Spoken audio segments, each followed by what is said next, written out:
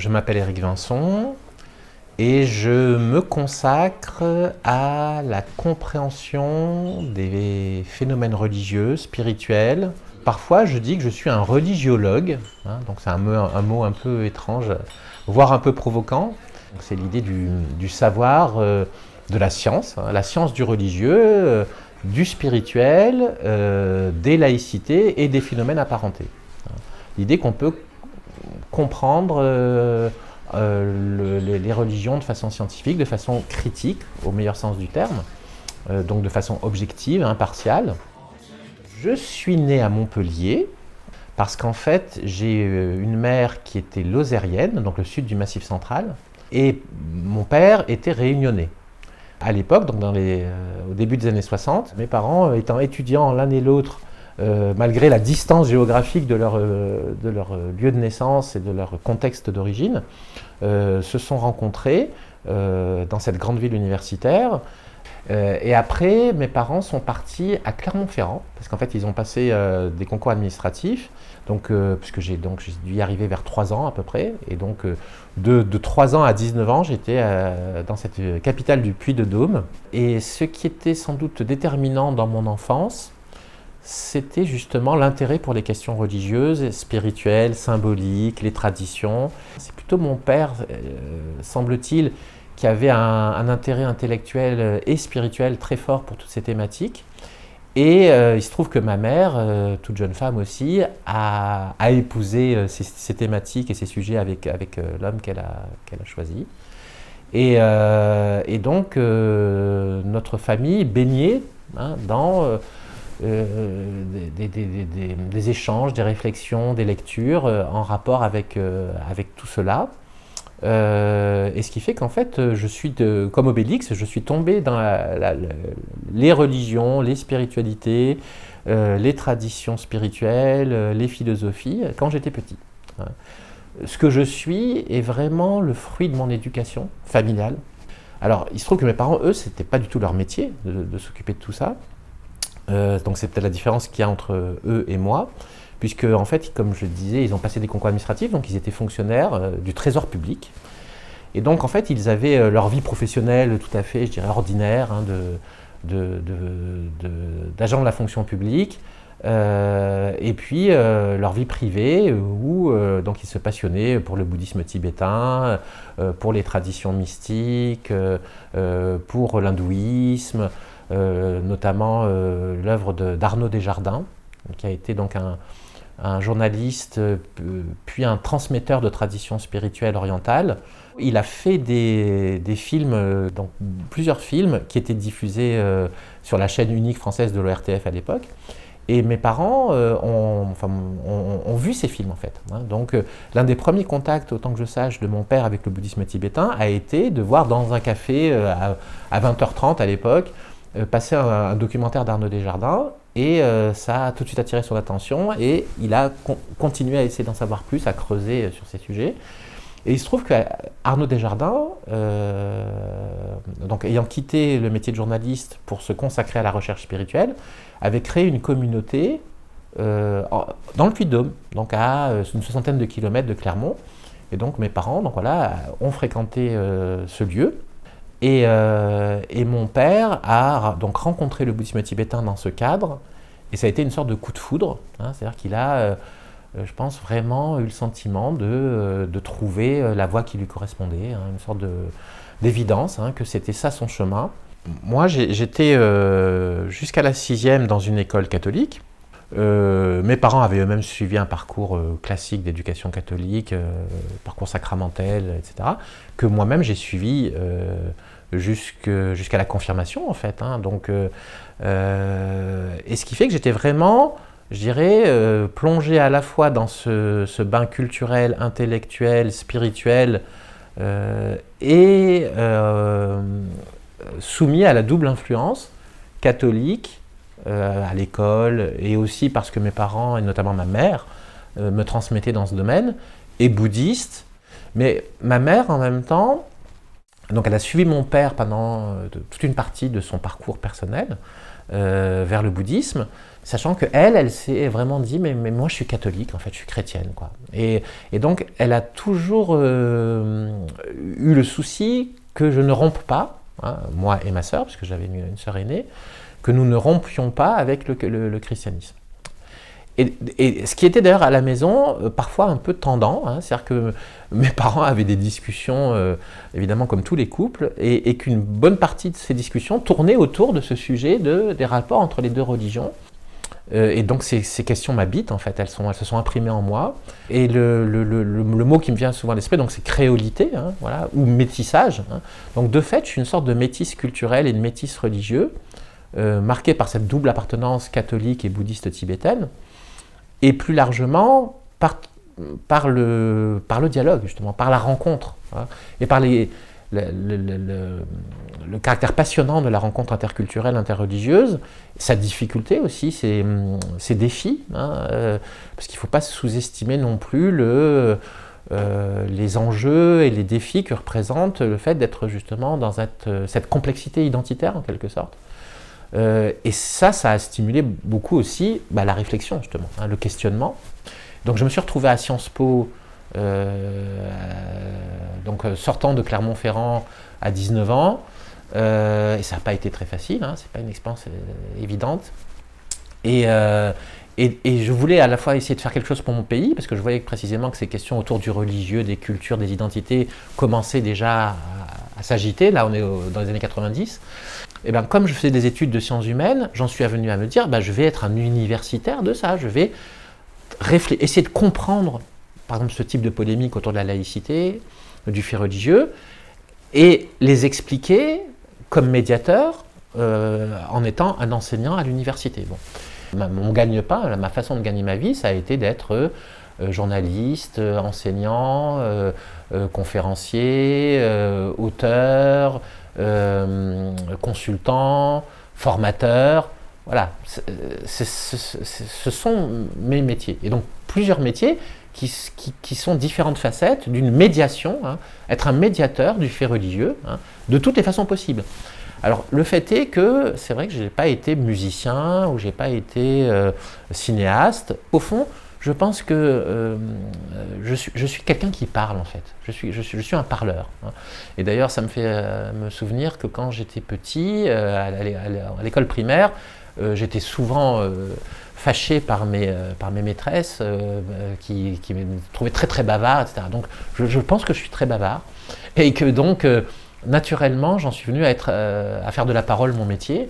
Et je pense que c'est en partie aussi lié à mon milieu familial, parce qu'en effet, mes parents n'étaient pas des gens d'image, n'étaient pas des artistes, etc. C'était plutôt des gens de livres et de paroles et des intellectuels. Hein. Mais pourquoi j'en ai fait mon métier ? Parce que je le vis aussi de façon très personnelle. Hein. C'est-à-dire que c'est une forme de vocation, en fait. Hein. On ne pourrait pas même dire de destin, je crois, puisque, en effet, en la matière, je n'ai pas choisi. Hein.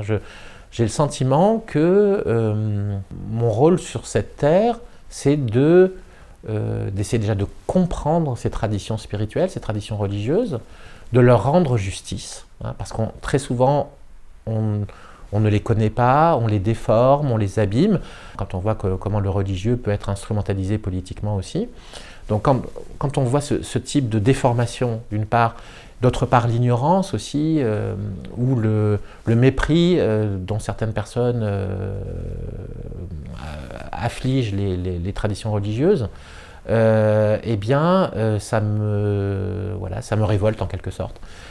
J'ai vraiment le sentiment et l'expérience que le genre humain est un, que tous les hommes se ressemblent, tous les êtres humains, tous les peuples ont beaucoup plus en commun que de différences, et que les différences ne font au contraire qu'enrichir cette commune humanité, hein, et font partie d'une certaine façon de ce genre humain qui est à la fois un et multiple. Voilà. Bon, il y a quelque chose de mystérieux dans ça. Hein.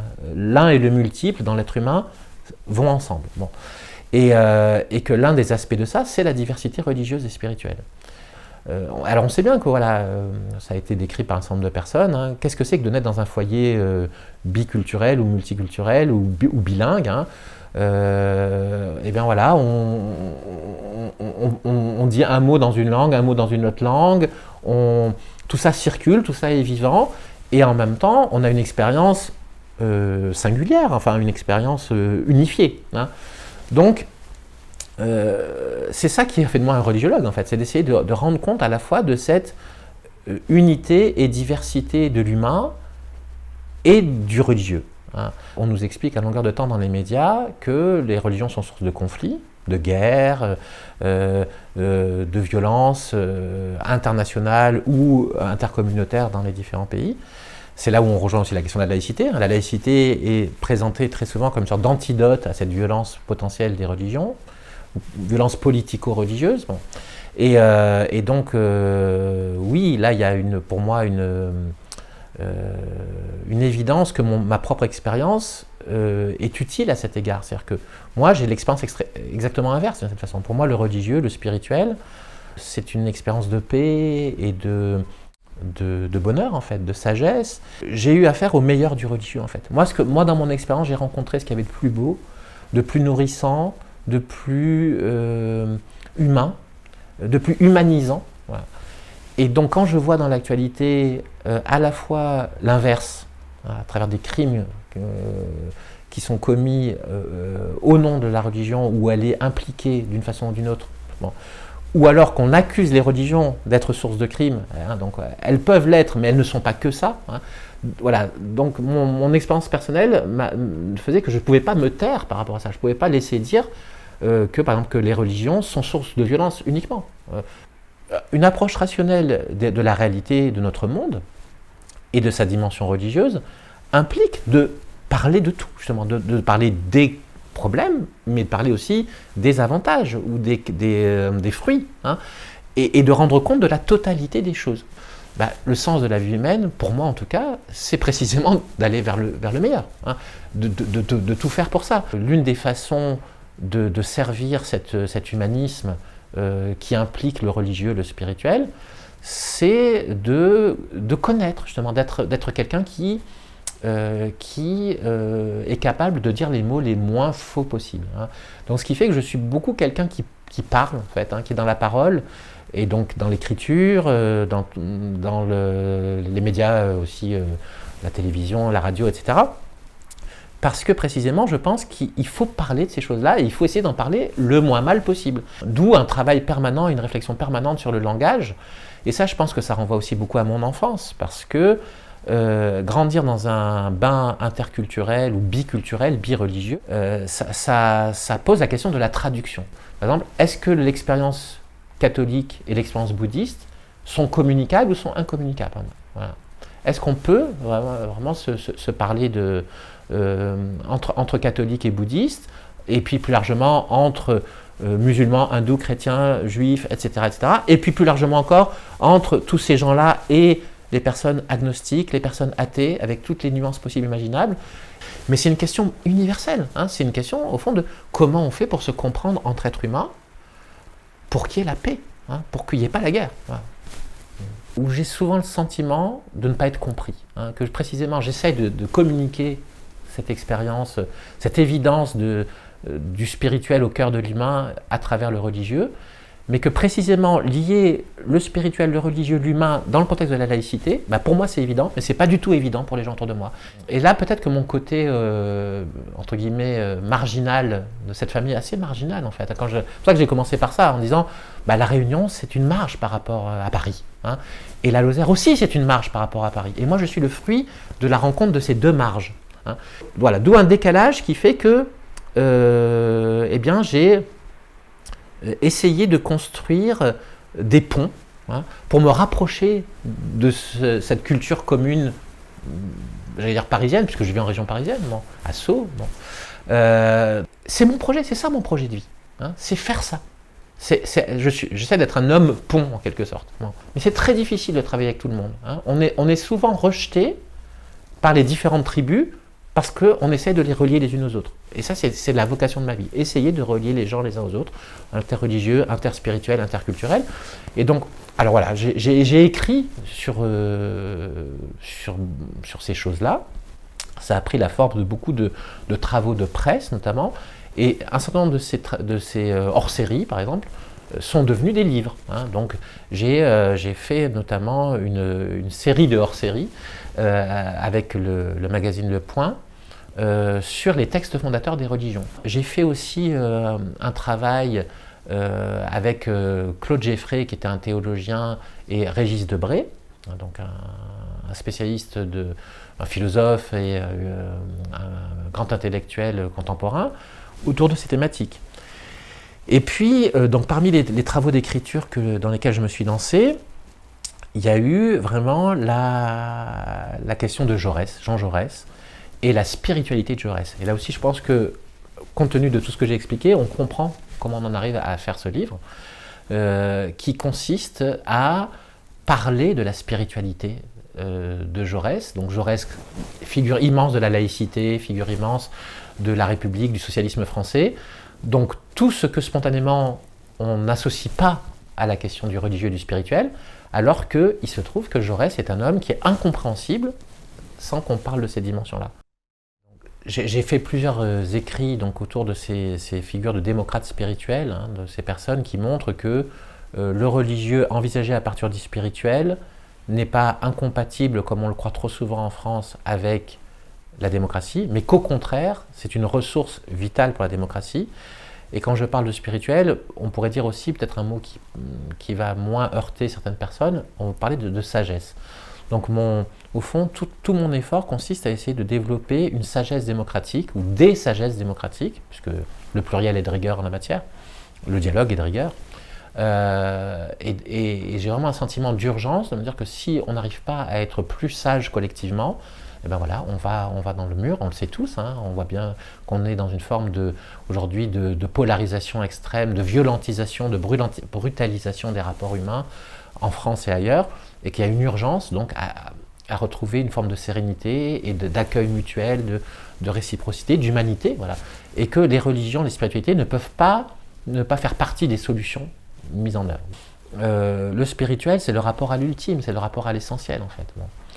J'ai essayé avec d'autres collègues universitaires de définir ce mot justement et de le rendre utilisable dans les sciences humaines, c'est-à-dire dans la culture. Donc ça a été l'occasion du dernier ouvrage collectif, hein, on était 4 co-signataires, qui s'appelle Le Spirituel, et qui donc essaye justement de faire de ce terme-là un mot qu'on peut utiliser dans le langage courant de cette façon, et aussi dans le monde intellectuel. Bon.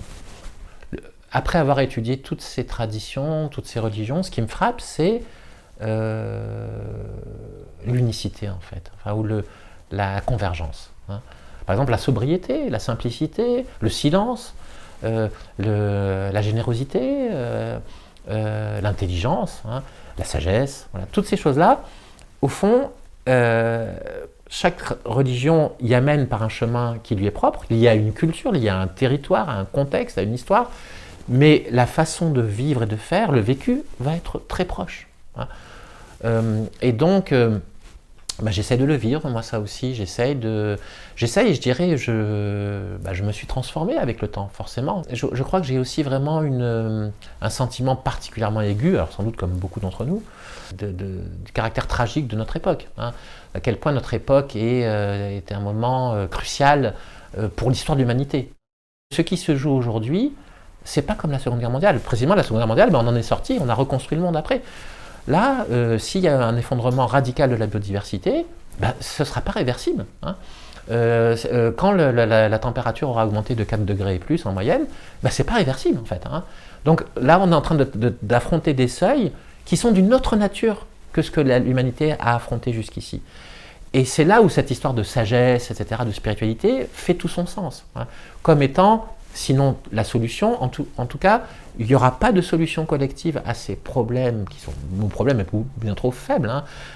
Face au risque d'effondrement civilisationnel, eh bien, la sagesse, la spiritualité fait partie de la solution. Et moi, je suis quelqu'un qui crie pour dire ça, en fait. Hein. Peut-être que le mot de la fin, c'est le silence, justement. Hein. Le silence a de plus en plus de place dans ma vie. Hein. Donc c'est un peu paradoxal d'être un médiateur ou un enseignant, un journaliste qui voudrait rendre hommage au silence et qui goûte de plus en plus le silence.